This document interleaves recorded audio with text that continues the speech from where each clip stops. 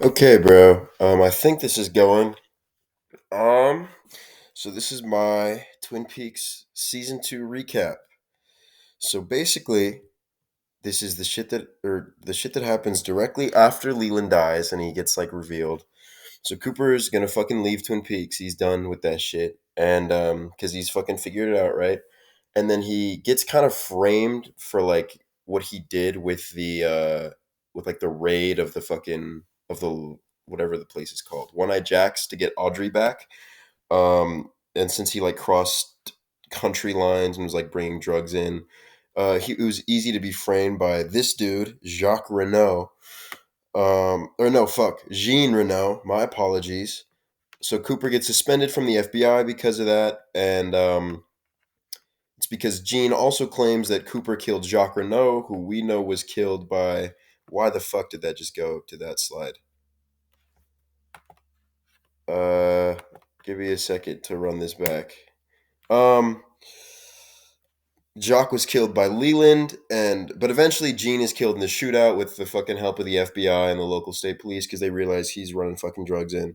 And so Cooper is eventually reinstated back into the FBI, but he decides to stay in Twin Peaks to help look for Bob and like the Black Lodge and shit. And he's like technically a deputy in the time that he is not an FBI agent. Okay, so this is the villain they introduce in season 2 after Leland because the show needs something to fucking keep it going, right? And so this guy used to be Cooper's partner before Twin Peaks. It was like way before he like when Cooper just got into the FBI. And Cooper was protecting Wyndham Earl's wife, who was in a witness protection program because she like saw a murder. And during that time, they like have an affair together, and this drives fucking what's his name, Wyndham Earl, to go kind of nuts. And he kills his wife and then tries to kill Cooper, and then he's reinstated into he's put into a mental hospital because of that, and then he breaks out and comes to try and kill Cooper. And his whole thing is he kind of like he's like obsessed with chess, so he'll like send Cooper like I'm making this chess move, or like put it in the newspaper, and he'll like dress his bodies up in like big fucking pawn pieces. It's really stupid. And he like also will like use disguises hella to try and like infiltrate the people of Twin Peaks because he like lives in the woods and is just trying to fuck with Cooper. So this is another important character that we get introduced to, Annie Blackburn, who is a waitress at the Double R Diner. She's Norma's sister, and she serves as the like romantic interest for Cooper because it's fucking weird that he and Audrey have that thing going. That shit's kind of whack. So there's really nothing more to be said on her besides like she just fucking is around, and her and Cooper have a bunch of scenes of them like falling in love and doing shit like that. So essentially, while all this is happening, Cooper is also trying to like figure out more information about like the supernatural shit that's going on. So he talks a lot more to fucking Bobby's dad, the big fat police guy, who used to work with the government on something called Project Blue Book, which deals with supernatural things, and it was tied with the lodges a lot. So Hawk and Briggs reveal to Cooper that the lodges are where like the entities live, like the spirits, like fucking Bob and the little dude that dances and speaks backwards. And the White Lodge is where the good spirits live. And I mean, I don't really know because they get more in depth about that in season 3. But I think, to my knowledge, that the white horse that's shown before Maddie dies is someone from the Good Lodge, and like you never actually see the White Lodge itself, and you technically never see the Black Lodge because the room that you see everybody in the Black Lodge is like a waiting room for people to go. And that's kind of what I think is in this picture, if you can make it out, of fucking Mr. Briggs sitting in this big ass chair. Because one of the episodes just opens and he's like, I have revealed a lot of things. And he's just sitting there talking. And I think that's the White Lodge because they never really show it to us. Um, so Briggs also tells Cooper that Wyndham Earl was involved with Project Blue Book, and Earl eventually kidnaps Major Briggs as he realizes he's going to be important for what he's trying to do. Okay, so now this is all the miscellaneous bullshit in season 2, which is the majority of what is fucking happening most of the time. So let's give you some of the basics. as you remember, Norma tries to kill herself at the end of season 1. She takes all those pills. She eventually comes to and thinks that she's like a high schooler, and she's like super fucking strong. Like she like beats the fuck out of Hank and like punches people through walls and shit.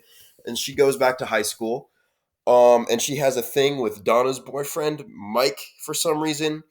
And then Bobby and Ben. Bobby is fucking broke and he needs help to take care of Leo after that whole scheme that he tried to do didn't fucking work. So he tries to go work for Ben Horn, and from what I remember, nothing important happens.